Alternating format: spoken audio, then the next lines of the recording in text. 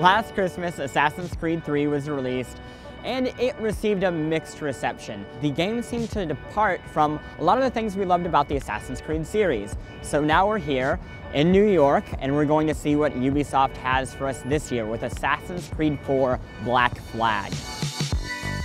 Where did the idea for pirates in general come from? AC is always using history as a playground, so we found that it was a very interesting time period to create a fun and epic game. We do a lot of research on the landscape, on the landmarks of the cities, and also on the historical context. We did a lot of exploration to be really immersed in that location, to be able also to recreate that in the game.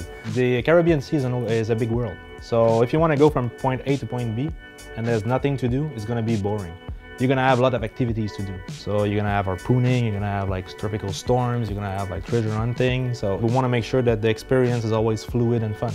It seems like they're going kind of the opposite direction that they did with Assassin's Creed 3.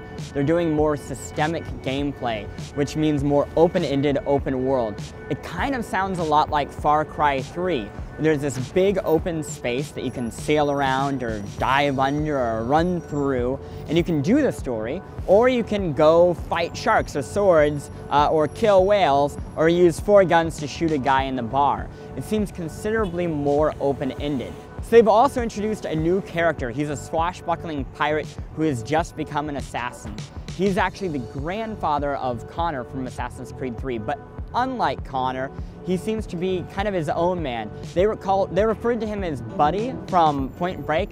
Another comparison was Han Solo from the Star Wars movie. He's kind of the loner marauder, and he's a charming, charismatic, I don't know, asshole. The character of our of Edward is just, what is a pirate? It's like, what were pirates doing this for? They were doing it for themselves.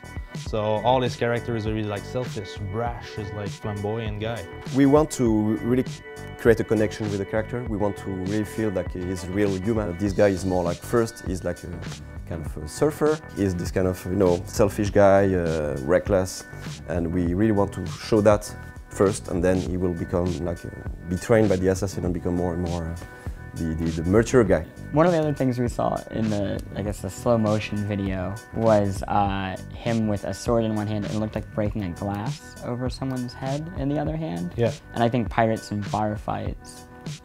Is that something that is being incorporated too? I think we're gonna need to keep some surprise for later during the year. I just need to know if I can bash a bottle of rum on someone's face. It's just simple desires, man. I'm just a man who used to break a bottle of rum on someone's face. They're too violent.